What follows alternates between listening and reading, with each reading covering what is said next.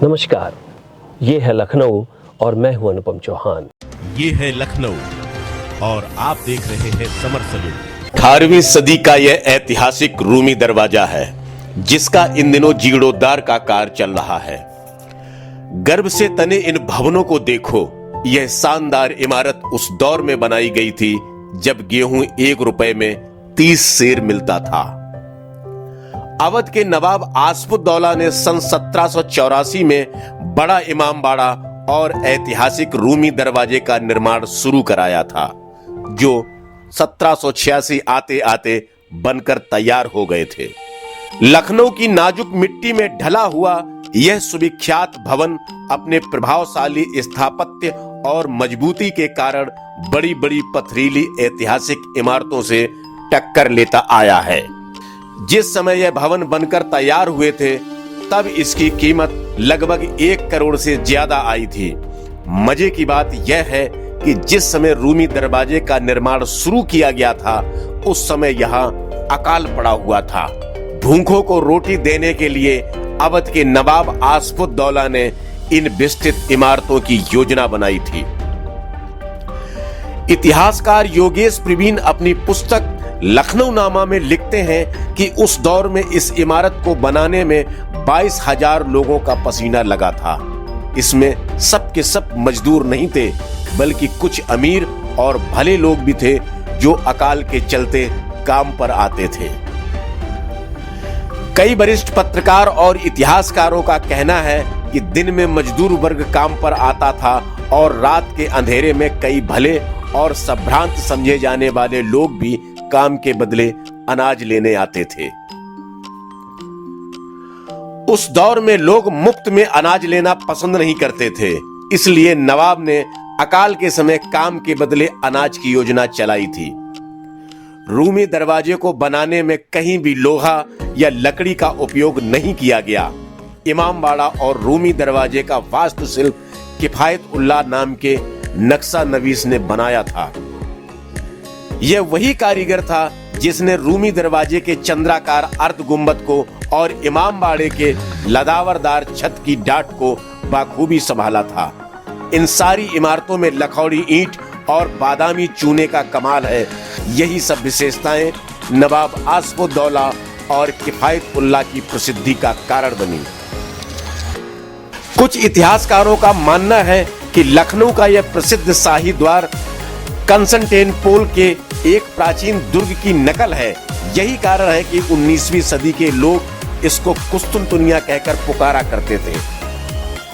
कुछ अंग्रेज इतिहासकारों का मानना है कि यह इस्तांबुल के सब लाइम पोर्ट के दरवाजे से हूबहू मिलता है।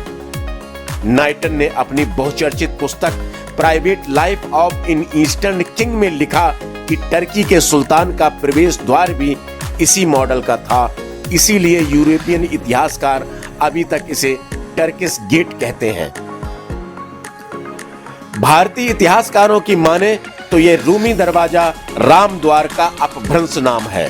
भारतीय इतिहासकार पुनर्लेखन संस्थान के पूर्व अध्यक्ष रहे पुरुषोत्तम नागेश ओक ने अपनी पुस्तक लखनऊ के इमामबाड़े हिंदू राजमहल है में इसे राम द्वार कहा है और राम द्वार से ही रूमी दरवाजे की व्युत्पत्ति मानी है। एक बार रूमी दरवाजे के नीचे पाइपलाइन बिछाते समय भी पत्थर की एक ऐसी सहतीर मिली थी जिस पर हिंदू शिल्प स्पष्ट थे। जब उस सहतीर को बाहर निकालने की चेष्टा की जाने लगी तो मालूम हुआ कि उस पत्थर की प्रत्यज्या पर ही इस द्वार का धनुष टिका हुआ है, इसलिए उसका निकाला जाना उचित नहीं समझा गया। रूमी दरवाजे की बनावट और यहाँ के पुरातन इतिहास से जुड़े किस्से इस दरवाजे को राम द्वार मानने की थ्योरी को बल देते हुए लगते हैं। रूमी दरवाजे की ऊंचाई 60 फीट है। इसके सबसे ऊपरी हिस्से पर एक 8 पहलू छतरी बनी हुई है, जहां तक पहुंचने के लिए रास्ता भी बना हुआ है। पश्चिम की ओर रूमी दरवाजे की रूपरेखा त्रिपोलिया जैसी है, जबकि पूर्व की ओर से यह पंचमहल मालूम देता है।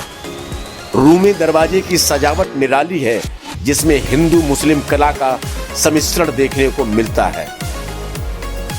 सच पूछा जाए तो यह द्वार ही शंखाकार है, जिसकी मेहराबें कमान की तरह झुकी हुई हैं। बाहरी मेहराबों को नाग फनों से सजाया गया है, जिन्हें कमल दल भी समझा जा सकता है। ये तीनों निशान अवध प्रदेश की सांस्कृतिक चिन्ह हैं। इस नगर के निर्माता लक्ष्मण तो शेष अवतार माने ही जाते हैं। जन्मेजय का प्रसिद्ध नाग यज्ञ भी इसी भूखंड से संबद्ध बताया जाता है। लखनऊ के तहसीनगंज मोहल्ले में बनी जामा मस्जिद का मुख्य एक मध्य भाग रूमी दरवाजे की शैली पर बनाया गया है। यहाँ बाहरी कमानों के साथ कमलमुखी बुर्ज बने हुए हैं। इसी तरह बहराइच में सैयद सालार गाजी के मसूद आस्ताने की बनावट भी रूमी दरवाजे की हूबहू नकल पर बनी है। बहराइच का इलाका भी अवध क्षेत्र के अंतर्गत आता है। रूमी दरवाजे के स्थापत्य की लोकप्रियता का यह एक आयाम भी है कि अवध से दूर ब्रज क्षेत्र के प्रधान तीर्थ वृंदावन में शाह बिहारी जी के मंदिर का गुलाबी पत्थर से बना प्रवेश द्वार भी रूमी दरवाजे की शैली में बना है। रूमी दरवाजे के पीछे कभी एक 4 दीवारी हुआ करती थी, जिसमें उन अंग्रेज शहीदों की मजारें थीं जो सन 1857 की जंगे आजादी में किला मच्छी भवन के मोर्चे पर मारे गए थे। तो दोस्तों, यह थी रूमी गेट से जुड़ी कुछ दास्तान। आपको कैसी लगी कमेंट्स करके जरूर बताएं। ये है लखनऊ में आज बस इतना ही। मिलते हैं जल्द एक नए विषय के साथ। तब तक के लिए नमस्कार, आदाब।